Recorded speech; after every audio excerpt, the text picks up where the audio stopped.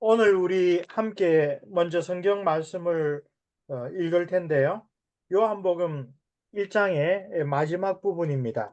43절로부터 51절 말씀.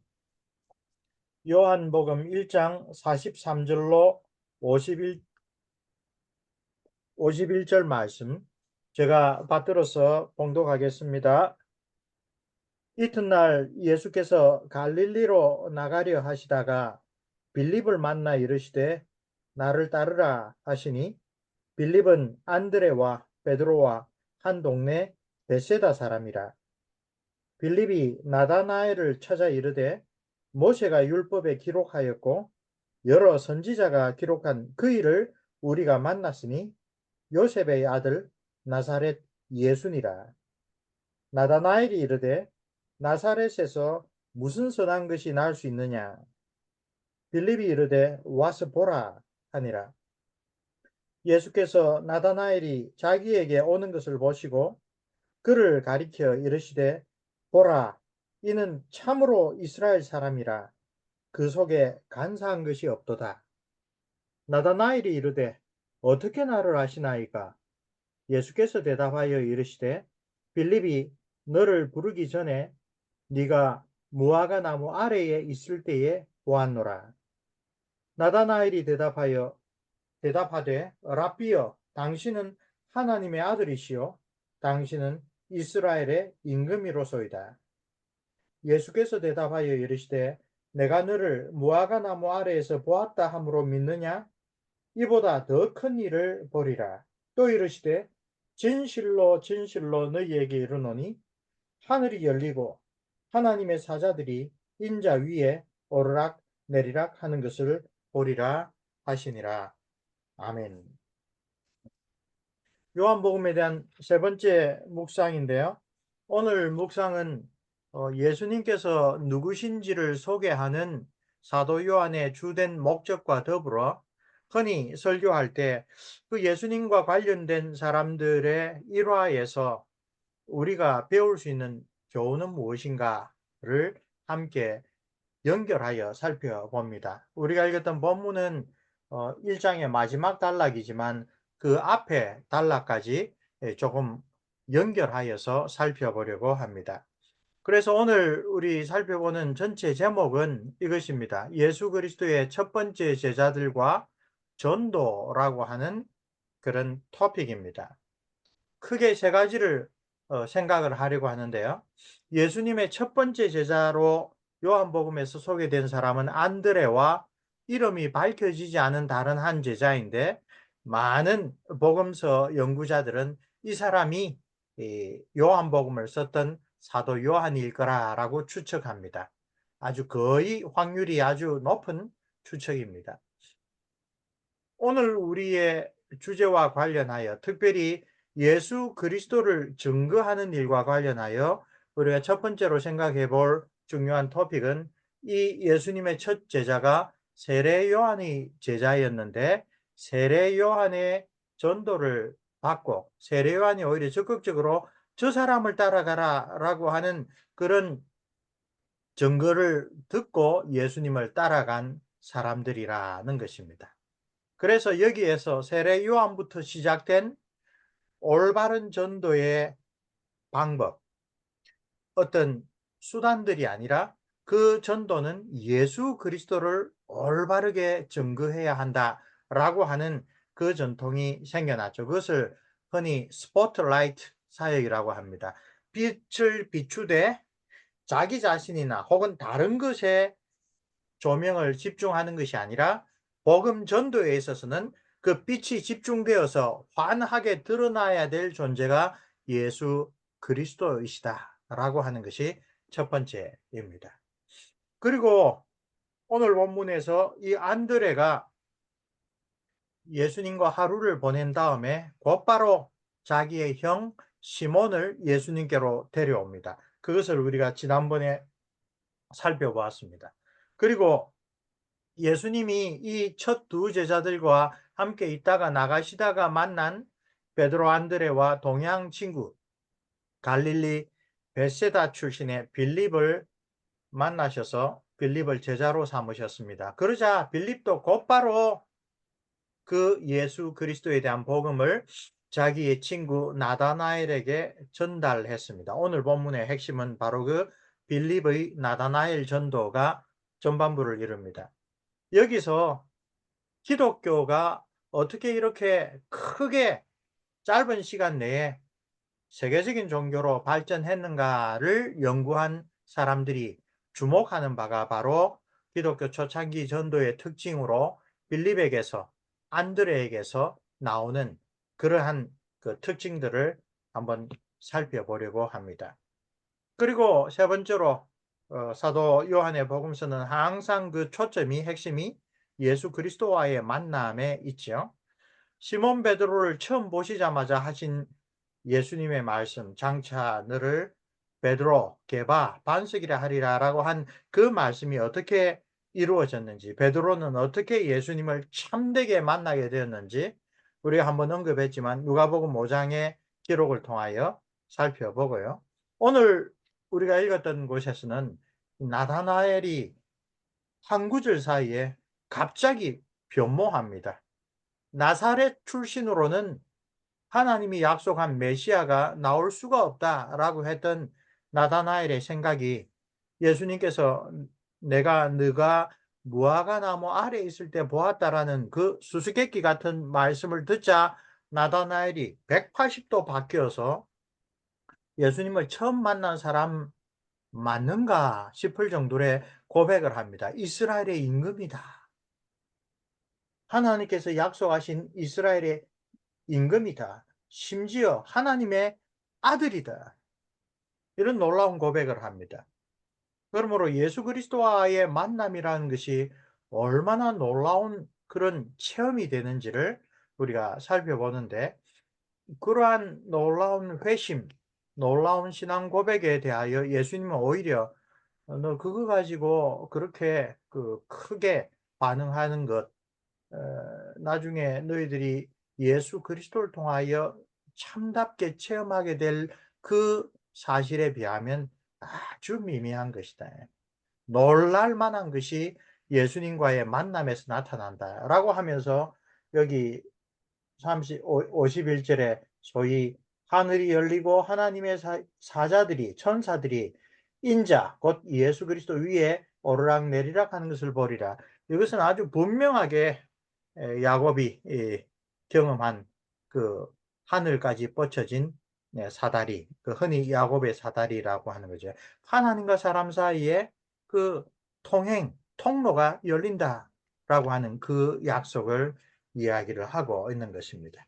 이 세 가지 토픽을 우리 하나씩 좀 살펴보도록 하겠습니다.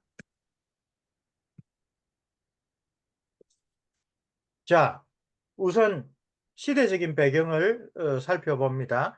예수님께서 세례 요한에게 세례 받으신 것, 보통 AD 26년에 일어난 일이라고 합니다. 마태, 마가, 누가, 요한, 사복음서에 다 기록이 되어 있고, 세례 요한이 말한 바 내가 당신에게 세례를 받아야 되는데 당신이 나에게 오십니까? 라는 말에 대하여 예수님은 자기의 유익이나 자기의 죄 씻음을 위한 것이 아니라 하나님의 의를 위한 일이다. 그러므로 허락해라.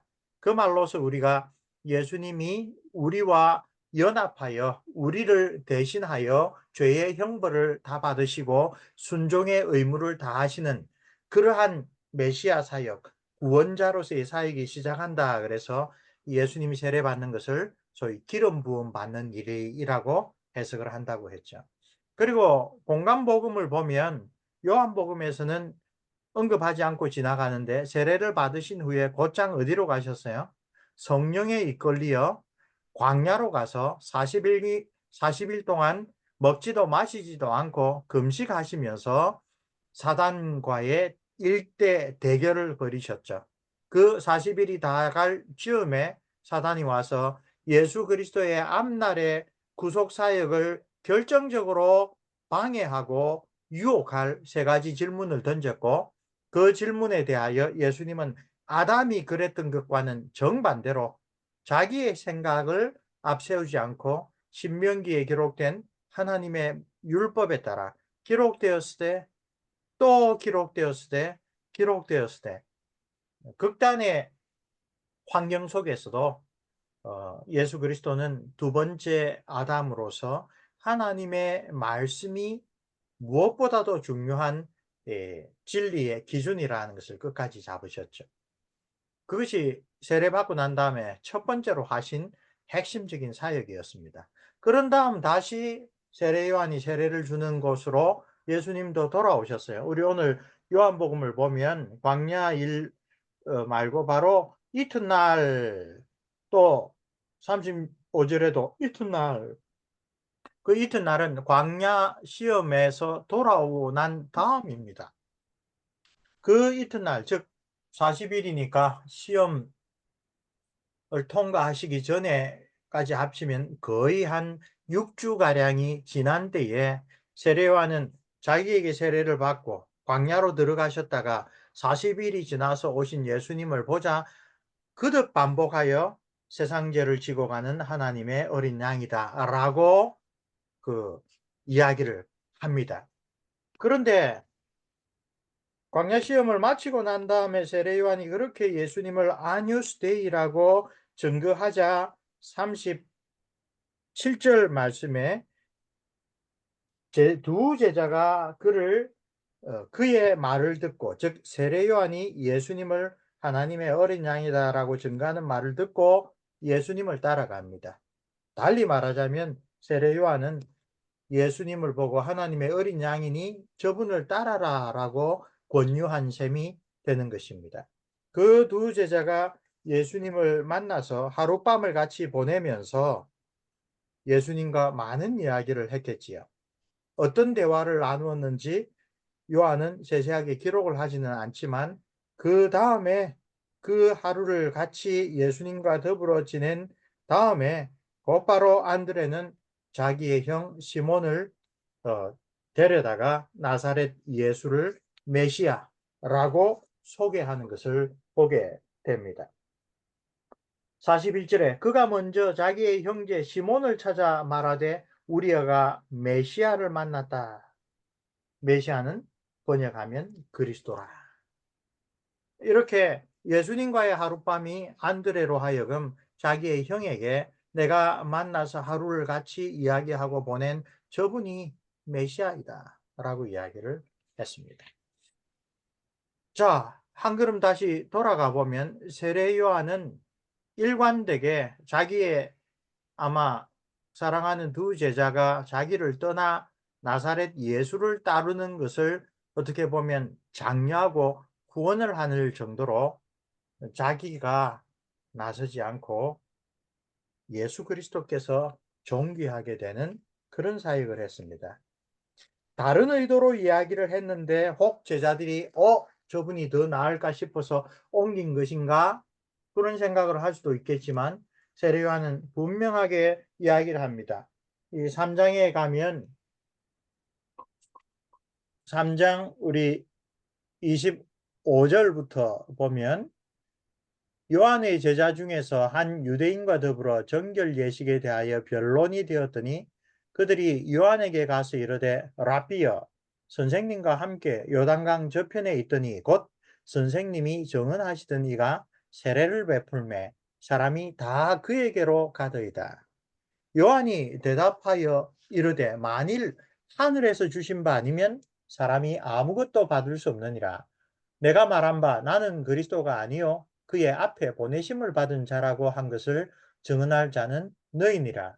신부를 취하는 자는 신랑이나 서서 신랑의 음성을 듣는 친구가 크게 기뻐하나니 나는 이러한 기쁨으로 충만하였노라.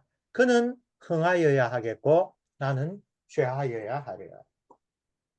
종교 지도자들 가운데서도 예수 그리스도를 높이는 척 하면서도 결국은 관심사가 자기에게 있는 사람들이 많이 있습니다.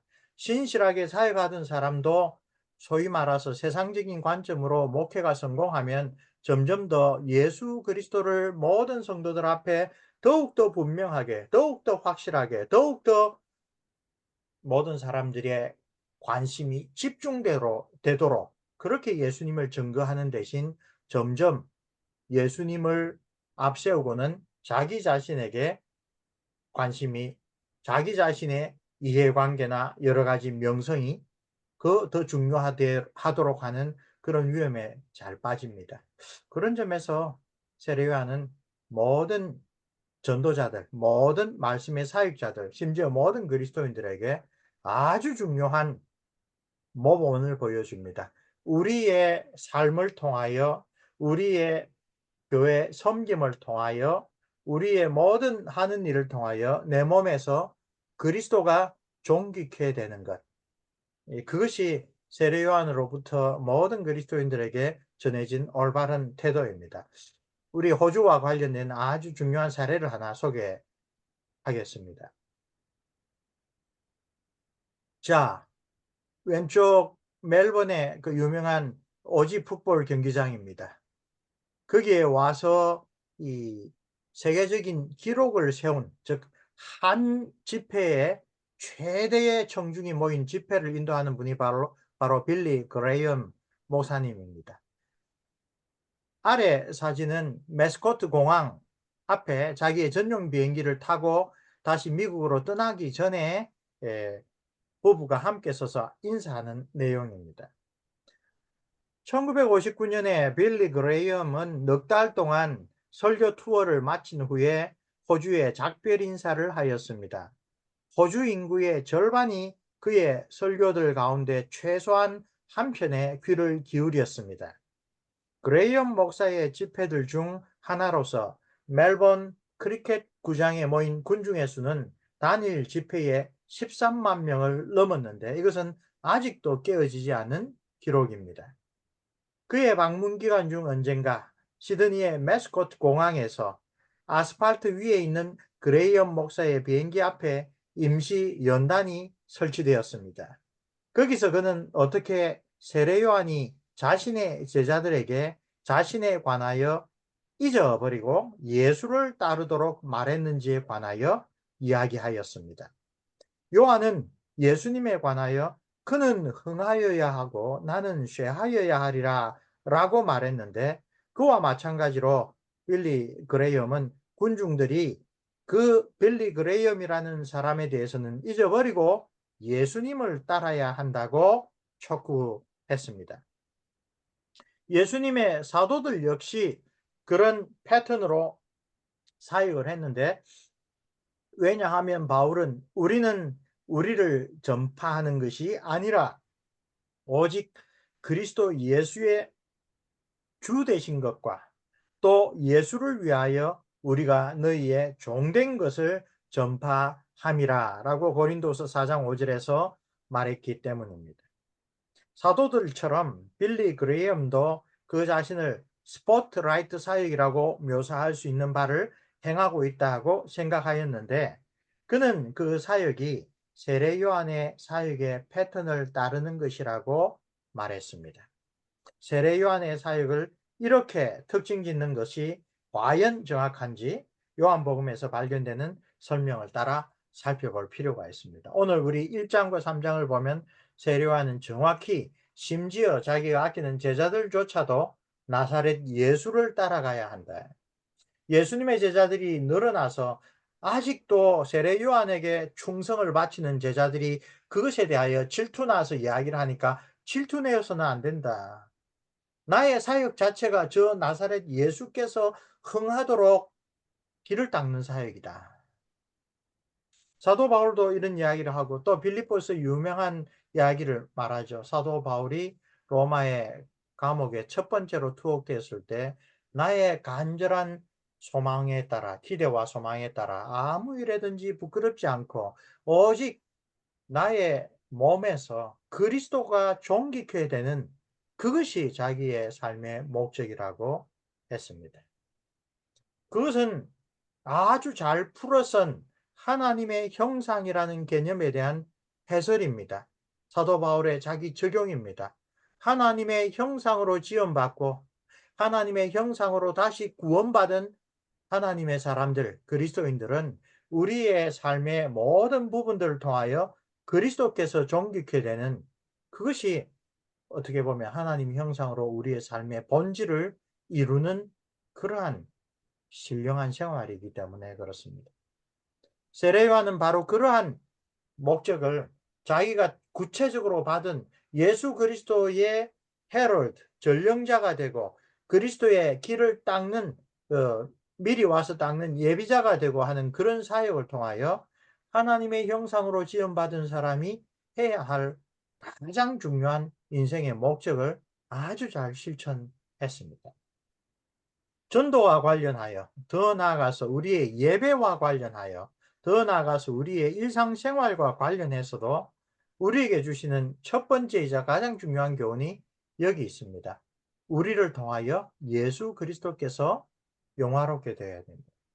우리를 통하여 참 하나님의 아들이시면서도 우리를 구원하기 위하여 참된 사람이 되신 예수 그리스도께서 누구신지를 사람들이 보아야 합니다. 사람들이 설교자로서의 저를 보는 것이 아니라 저 사람의 설교를 통하여 증거되는 예수님이 누구신지를 볼 때 그 설교자는 하나님이 주신 설교의 직분을 잘 행하고 있구나 라고 하는 그런 인정과 칭찬을 받게 될 것입니다. 우리가 각자 맡은 소명과 은사는 다릅니다. 그러나 이 땅에서 우리의 몸으로 하는 모든 일에서 그 참된 궁극적인 목적은 우리도 스포트라이트를 예수 그리스도 그분의 영광에 돌리는 것입니다. 이것은 흔히 교회와 연관된 소위 종교적인 신앙적인 영역에만 국한될 수가 없습니다. 우리를 구원하실 때 주님께서는 우리의 영혼만 구원하신 게 아닙니다.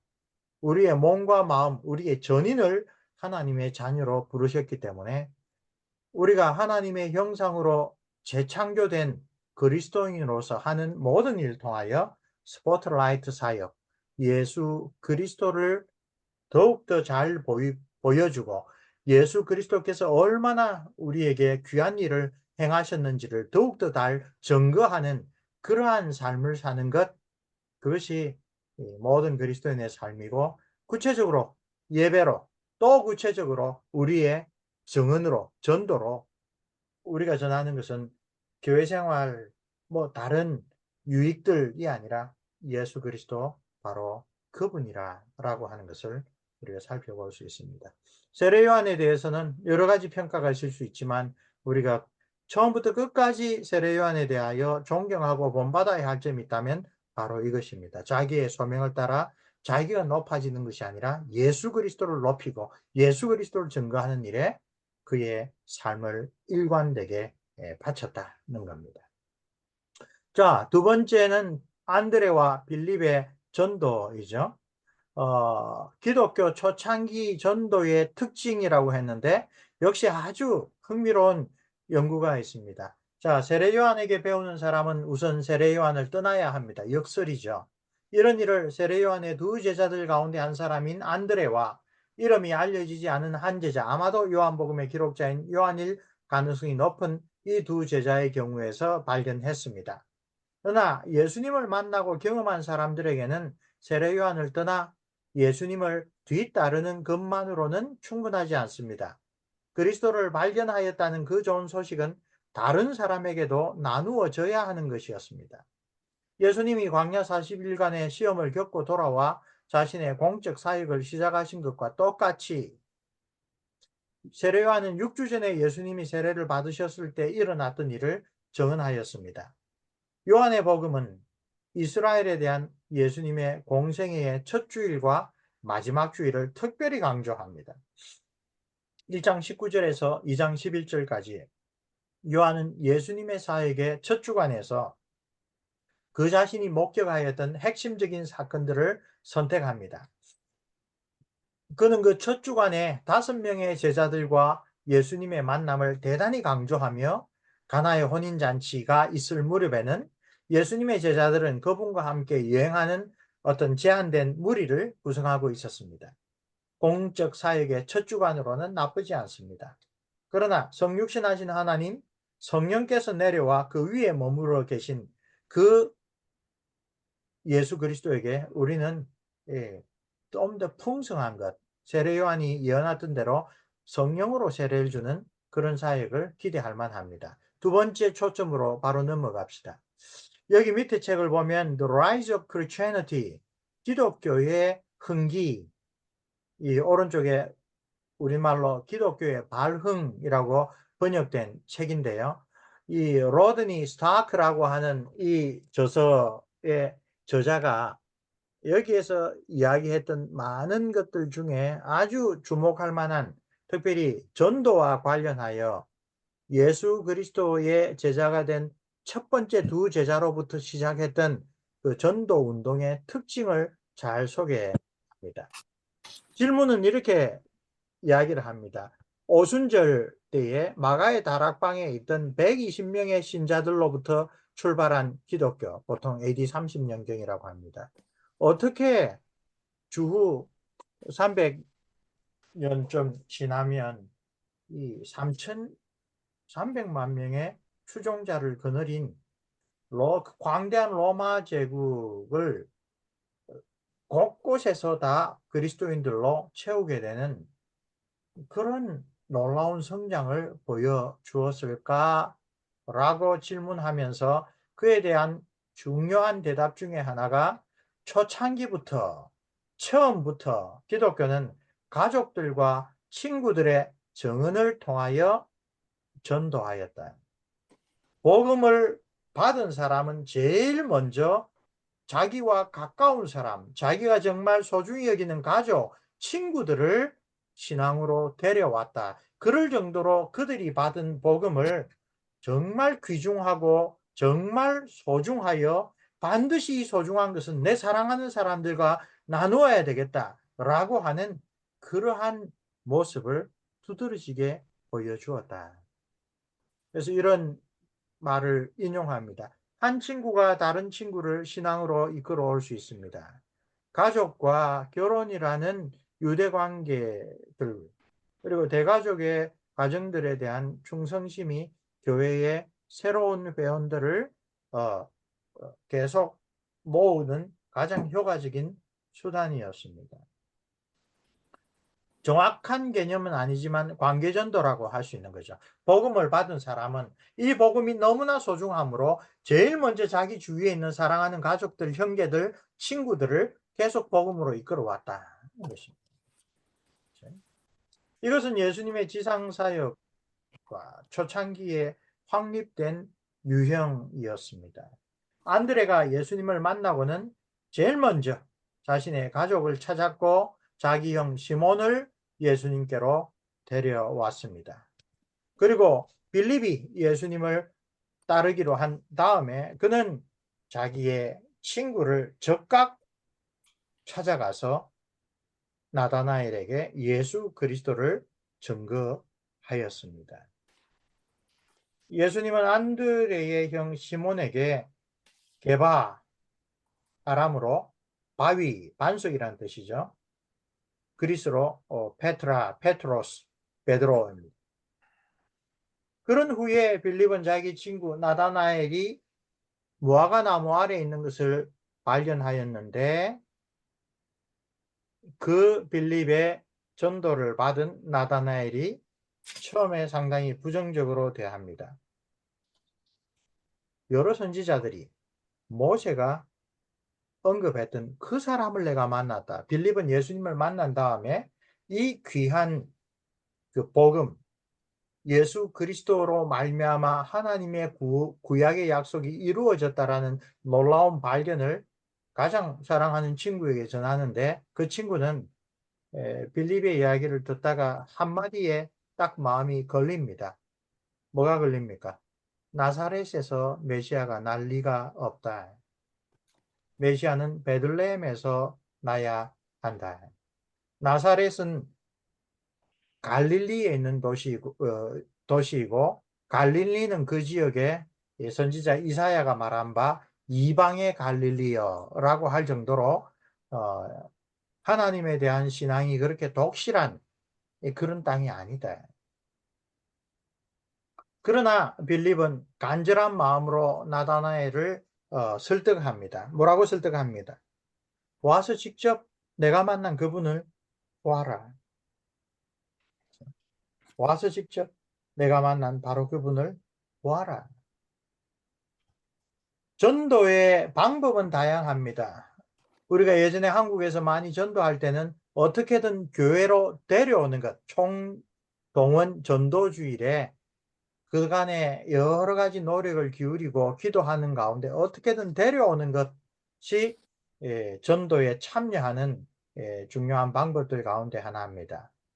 그러나 어떤 방법을 쓰든 간에 전도가 열매를 맺기 위해서는 그 복음을 전해받은 사람이 결국은 예수 그리스도를 만나야 됩니다. 베드로를 먼저 한번 살펴봅시다. 요한복음에는 아주 놀랍게도 베드로가 예수님을 안드레 동생 안드레의 인도함을 받아 만났을 때 예수님께서 베드로에게 하신 일은 틀림없이 기록되어 있지만 베드로가 예수님에 대하여 뭐라고 했는지는 전혀 기록되어 있지 않습니다. 그렇죠?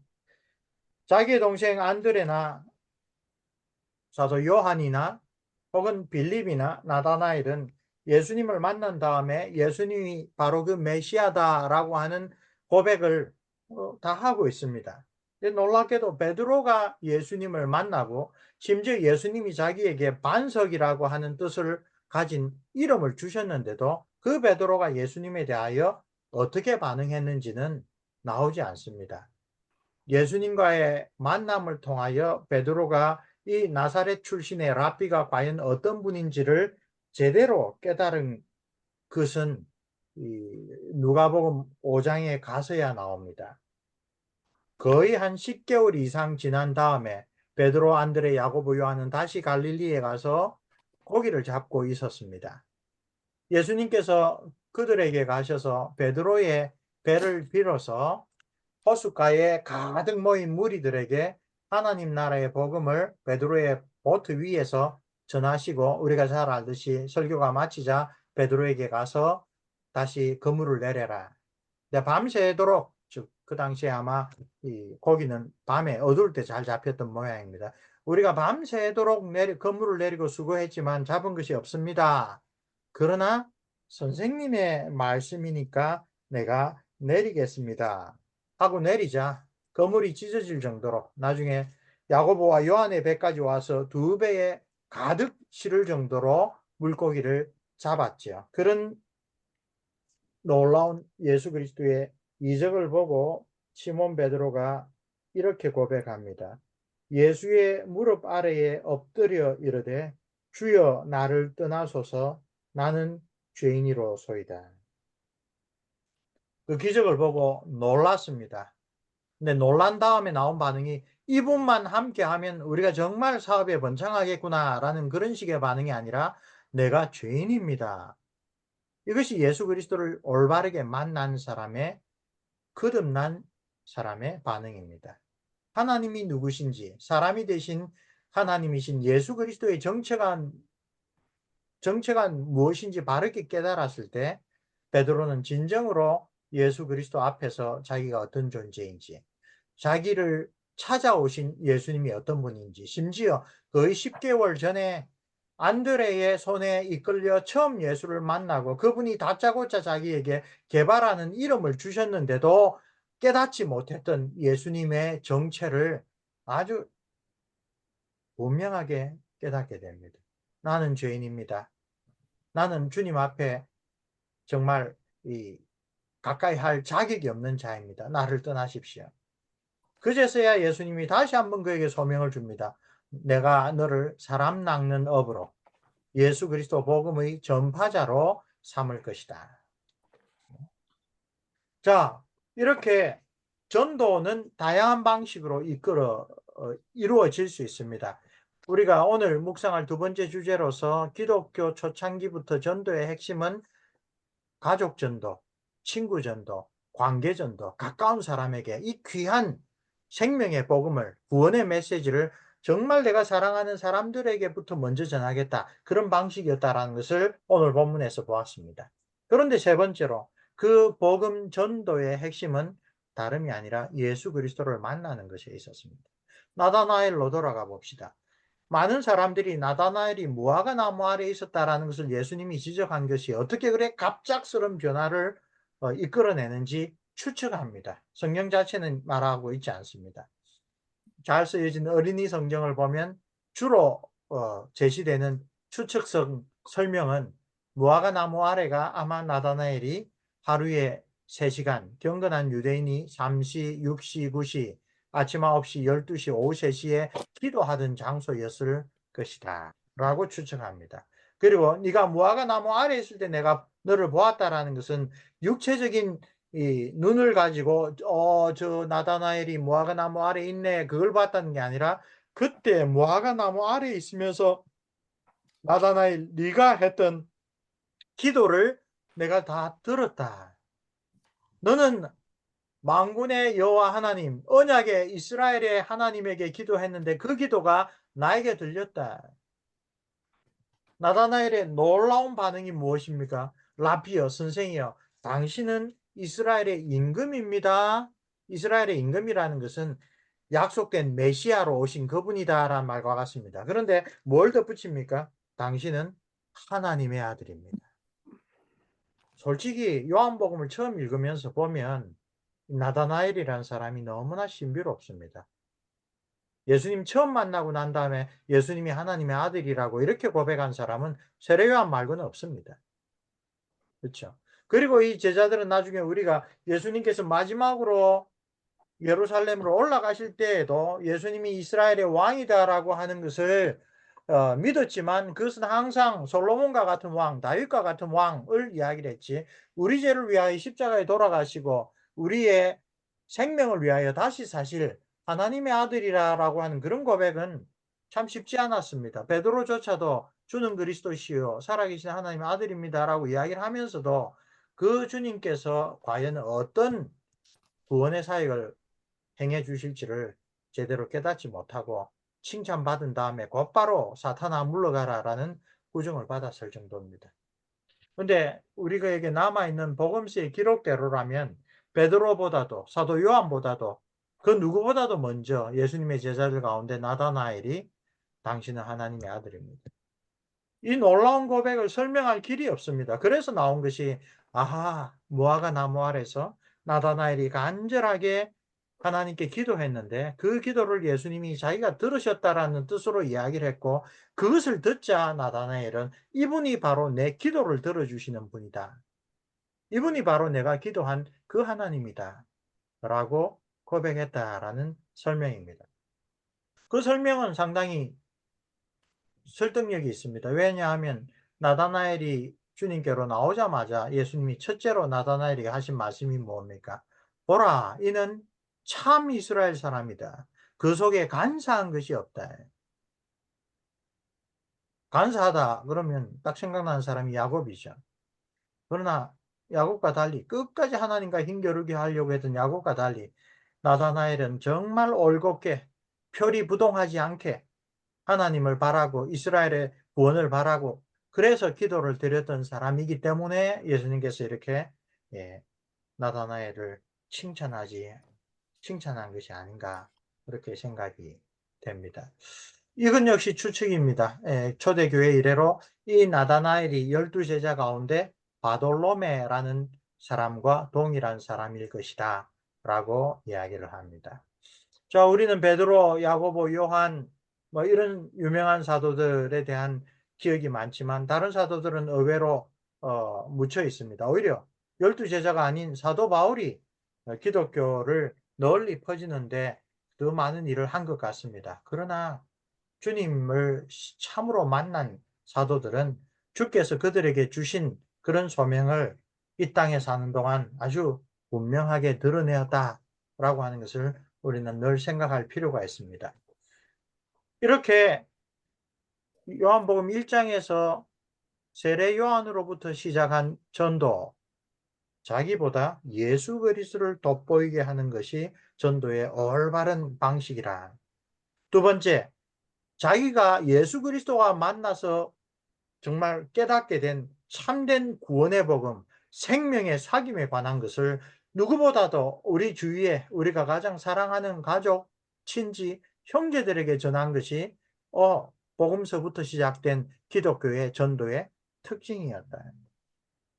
세 번째, 그런데 그 전도는 다양한 방식으로 교회로 데려오거나 다양한 방식으로 기독교 메시지를 소개하거나 여러 가지 다양한 방식을 쓸 수 있지만, 그러나 참된 전도의 핵심은 예수 그리스도를 만나는 것이다. 그리고 오늘 나다나엘과의 대화에서 예수님이 예수 그리스도를 만난다라는 것이 과연 어떤 뜻인지를 아주 심오하게 설명해 주는 게 뭡니까? 내가 너를 무화과 나무 아래 있을 때 보았다라는 말을 듣고 놀라느냐? 이거보다 더 큰 일을 벌이라 라고 하면서 야곱의 사다리 이야기를 하죠. 하늘의 천사들이 인자의 머리 위로 오르락내리락 하는 것. 즉 예수 그리스도께서 우리를 하늘나라와 연결시켜 주시는 바로 그 통로가 되시는 분이다라고 하는 것을 이야기를 합니다. 예수 그리스도를 위대한 인류의 4대 성인으로 만나고 그렇게 이해하고 그렇게 존경한 사람들도 있을 겁니다. 심지어 많은 신학자들 가운데도 그런 사람이 있습니다. 나 예수님은 그 자신을 나야말로 너희들을 하늘나라로 연결시켜주는 사람이다. 하나님과 너희들 사이에 유일한 중보자이고 유일한 소통자이다. 나로 말미암지 않고는 아버지를 볼 수가 없다. 나로 말미암지 않고는 하나님 나라에 들어갈 수가 없다. 그런 분으로 예수님께서는 소개하고 계십니다. 오른쪽 보십시오. 예수님은 나다나엘에게 더 위대한 일들을 볼 것이라는 약속을 주시는데, 왜냐하면 예수님이 천국으로 올라가는 계단이라는 사실을 나다나엘이 보게 될 것이기 때문입니다.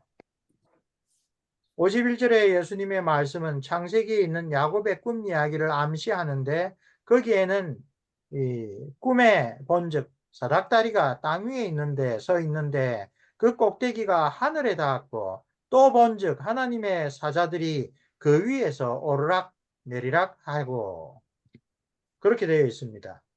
예수 그리스도의 오심과 더불어 그 말씀은 육신이 되며 하늘과 땅 사이에 다리가 이제 놓여 있습니다. 인자, 다니엘서 7장에 나오는 이 세상의 열국들이 다 없어지고 마지막으로 영원히 계속될 나라를 세울 그 인자, 그죠? 그분의 인격 안에서 하늘이 이제 우리에게 내려왔습니다. 그분은 하나님이자 동시에 사람이신 메시아로서 세상을 심판하실 것이며 모든 사람들에게 경배를 받으실 분입니다. 요한복음 1장 전체를 통틀어서 일관해서 복음서 기자 요한은 예수님의 칭호들과 그분에 대한 묘사들을 믿을 수 없을 정도로 잘 조합하여 그분을 우리에게 소개하였습니다. 그 각각은 그 자신의 풍성한 배경 이야기를 가지고 있으며 예수님이 누구신가, 예수님의 정체성에 대한 다양한 측면들을 소개해 줍니다. 35절에서 51절에서만 예수님은 하나님의 어린 양, 랍비 혹은 선생님, 메시아 혹은 그리스도, 또 모세가 율법에 기록하였고 여러 선지자가 기록한 바로 그 사람, 요셉의 아들 나사렛 예수, 그죠? 이 요셉의 아들 나사렛 예수라는 이 표현은 특별히 참으로 우리와 같은 사람이 되셨다라고 하는 것을 대단히 잘 강조해주는 그런 칭호입니다. 하나님의 아들, 이스라엘의 왕, 그리고 사람의 아들로 묘사됩니다. 요한복음의 서론과 더불어 예수님에 관하여 이보다 더 인상적이고 중요하며 장엄한 묘사를 상상할 수 없습니다. 그래서 요한은 복음서를 일관하여 나사렛 예수가 누구신지, 그분으로 말미암아, 그분을 믿음으로 말미암아 우리에게 주시는 영생이 얼마나 귀한 것인지 그것을 사람들에게 전하려고 합니다. 그런데 그와 더불어 우리는 오늘 예수 그리스도가 누구신지를 바르게 증거하는 것, 그 전도에 있어서 올바른 모범이 무엇인지, 또 가까운 사람들에게 먼저 이 귀한 복음을 전하는 기독교 초창기 이래의 특징은 무엇인지, 그리고 전도의 가장 중요한 알갱이는 예수 그리스도를 참으로 만난다는 것, 거기에 있다는 것을 봅니다. 베드로의 사례는 우리에게도 아주 낯익습니다. 우리에게도 아주 우리 자신을 돌아보게 합니다. 예수님을 한두 번 만나서 잘 알 수 있는 게 아닙니다. 베드로는 평생 예수님과 더불어 3년간의 사역을 통하여 예수님을 새롭게 알고 또 예수님을 잘못한 것에 대하여 회개하고 예수님의 은혜로 다시 회복되고 그 일을 평생 했었습니다. 나중에 예수님 부활승천하신 다음에도 베드로에게는 예수님을 바르게 아는 일에 계속 자라가야 됐습니다. 안디옥에서 이방인 출신 그리스도인과 식사하다가 예루살렘에서 온 율법주의적인 그리스도인들의 눈이 두려워서 같이 식사하던 것을 그만두고 유대인이 외식한다라고 하는 그런 비난을 받는 식사 자리를 떠나버렸습니다. 바울이 그것을 보고 화를 내었습니다. 베드로가 그렇게 하니 바나바도 그렇게 하는 걸 보고 너희들이 어떻게 율법으로서 구원받지 못한다는 걸 알면서 예수님 안에서 모든 사람들이 한 형제가 되었다는 걸 알면서 그렇게 외식하느냐? 그야말로 예수님의 수제자이자 예루살렘 교회의 기둥이라고 하는 사람을 한때는 박해자고 핍박자였던 그런 바울이 공개적으로 면책하였다고 했죠. 그야말로 체면을 잃었습니다. 근데 나중에 베드로후서를 보면 뭐라고 합니까? 우리의 형제 바울이 주님께로부터 받은 바 그 계시가 참 풍성한데 어떤 사람이 너무나 억지로 풀려고 하다가 스스로 시험에 빠졌다.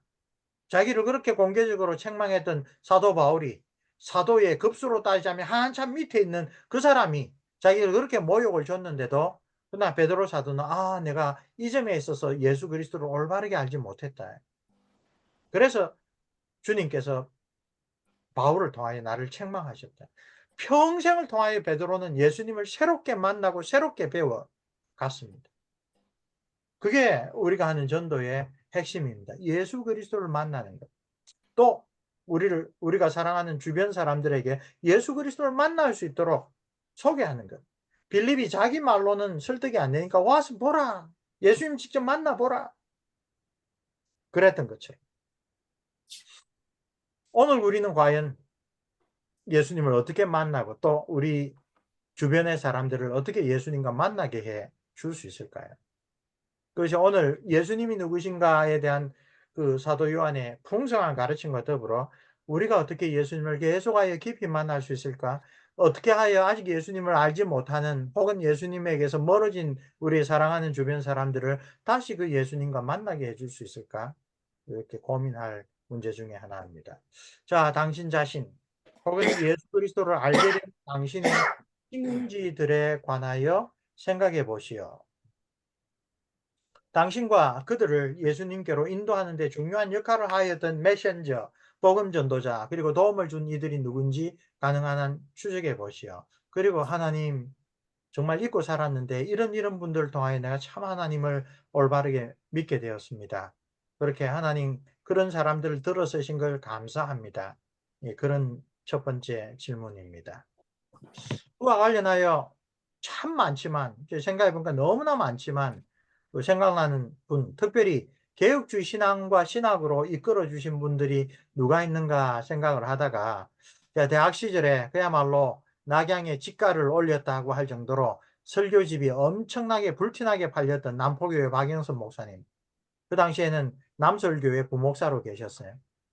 개혁주의라는 것이 이렇게 성경을 풍성하게 가르쳐 주는구나. 그래서 이분 책은 나오는 대로 다 읽었고 설교 테이프도 나오는 대로 다 듣고 뭐 그렇게 해서 정말 성경을 많이 배웠다라고 생각하는 스승 중에 한 분입니다. 그보다 더 깊은 영향을 끼친 분이 김홍전 박사님입니다. 그 당시엔 재밌는 이야기가 있었어요. 김홍전 박사님을 아주 대중적으로 변형시키면 박영선 목사가 될 거다. 뭐 그런 이야기가 많이 있었는데 그와 함께 또 강변교회에 목회하셨던 최낙재 목사님에게도 개인적으로 참 많이 배웠습니다. 가만히 이 질문을 두고 제가 생각해 보니 참 감사할 분들이 많구나. 하나님께서 들어 쓰신 분들이 참 많구나. 우리가 그분들을 생각하면서 하나님께 감사해야 되겠구나. 그런 생각을 하게 됩니다. 자, 나사렛에서 선한 것이 나올 수 있는가? 나다나엘은 어떻게 보면 성경을 잘 알았습니다. 메시아는 나사렛 저렇게 그 이교적인 그런 환경에서 나올 분이 아니다. 근데 이것이 착각이었죠. 왜냐하면 예수님은 정말 베들레헴에서 태어나시고 나사렛에서 자랐기 때문입니다. 어떻게 보면 빌립이 예수님의 출생에 대하여 잘 알고 전했으면 생기지 않았을 오해일 수도 있습니다. 아무튼 이런 사례처럼 우리가 예수님을 좀 더 깊이 만나고 예수님 누구신지를 좀 더 분명하게 깨닫는데 어려움을 주는 그런 장애물들이 혹시 우리에게 있는가? 이런 장애물들을 극복하기 위하여 내가 할 수 있는 일은 무언가? 다른 사람들이 이런 장애물들을 극복할 수 있도록 어떻게 우리가 도울 수 있는가? 이 질문하면 우리가 가장 쉽게 가장 먼저 떠오르는 게 낙심한 성도들에게 혹은 아직 믿음을 갖지 않은 성도들에게 "교회에 와서 사람 보지 말고 예수님 보세요."라고 하는 말입니다. 그렇죠.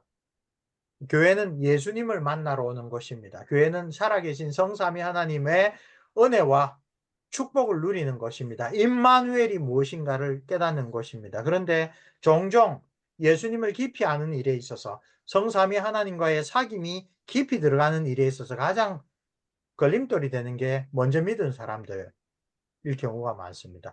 혹은 내가 그런 걸림돌이 될 때도 있습니다.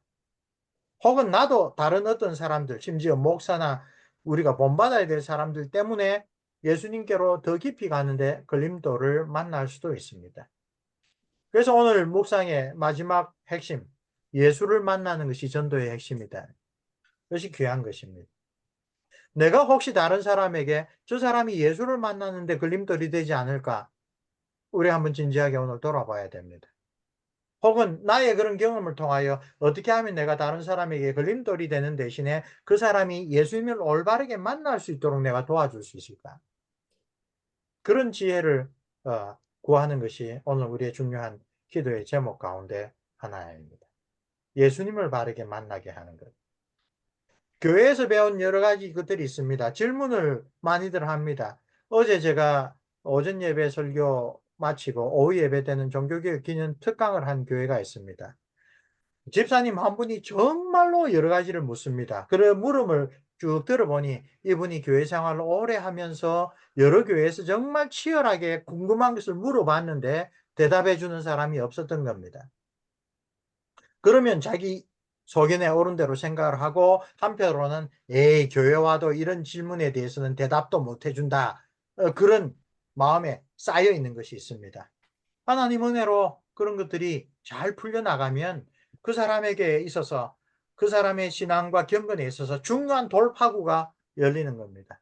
우리가 남들에 비하여 더 열심히 말씀을 배우는 목적 중에 하나는 그렇게 배운 것으로 다른 사람들에게 예수 그리스도가 참으로 누구신지를 우리가 걸림돌을 치워주는 역할을, 그분이 예수님을 더욱 깊이 바르게 만나도록 그렇게 걸림돌을 치워주는 그런 역할을 우리가 할 수 있는 겁니다.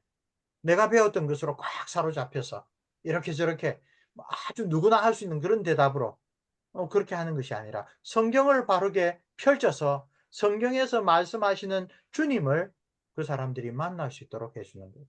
그게 우리가 묵상하고 계속 공부하는 중요한 목적 중에 하나입니다.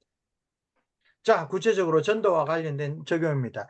예수님께 와 보라고 당신이 초대할 수 있는 우리 주변에 가까운 사람은 누구입니까?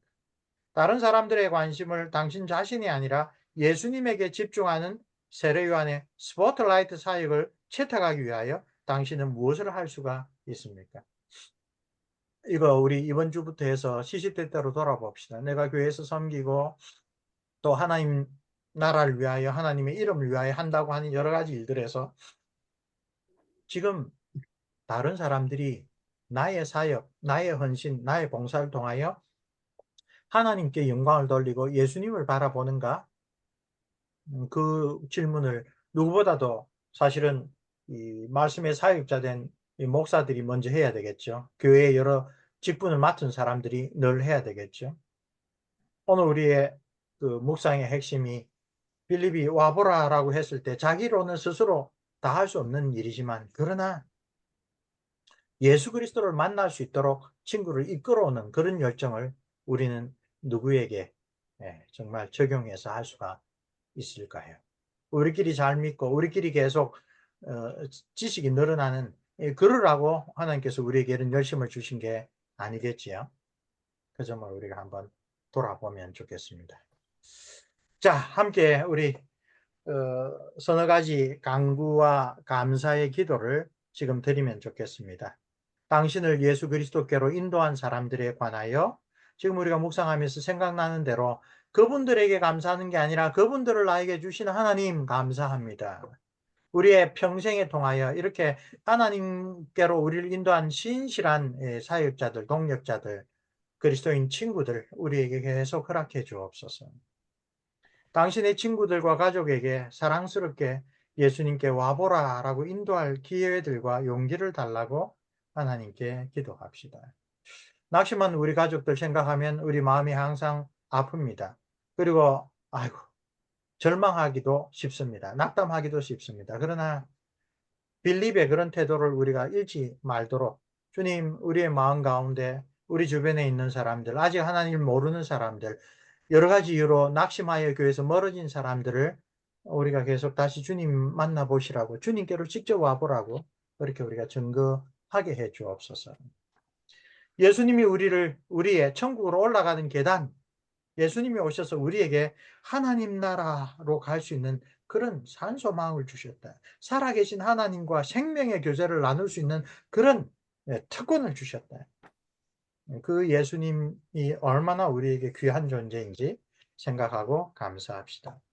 예수 그리스도께서 우리와 우리가 사랑하는 사람들에게 이름을 지어주시고 또 불러줄 수 있는 분이라는 사실에 관하여 하나님께 감사합시다. 선한 목자이신 예수님이 우리 한 사람 한 사람 자기 양된 우리의 이름을 아시고 불러주시는데 그 음성을 들으면서 살아가는 우리 복된 한 주간이 되기를 바랍니다. 우리 네 가지 기도 제목 생각하면서 특별히 이 시간 우리에게 주시는 또 하나님의 그 메시지를 마음에 새기면서 함께 기도하겠습니다.